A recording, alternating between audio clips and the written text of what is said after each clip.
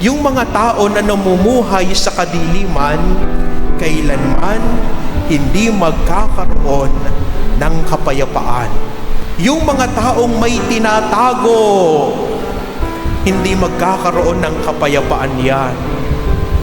Kapag meron tayong tinatago sa sarili natin, hindi tayo tunay na magiging payapa. Yung merong ginagawang kung ano-ano, yung mga asawa na kumakaliwa, kumakanan paminsan, wala yang kapayapaan. Yung mga bagay na ginagawa natin ng palihim pero madumi at nagdudulot sa atin ng kasalanan, hindi yan magdudulot sa atin ng kapayapaan. Kapag malinaw ang katotohanan, doon tayo nagkakaroon ng kapayapaan sa ating espiritu.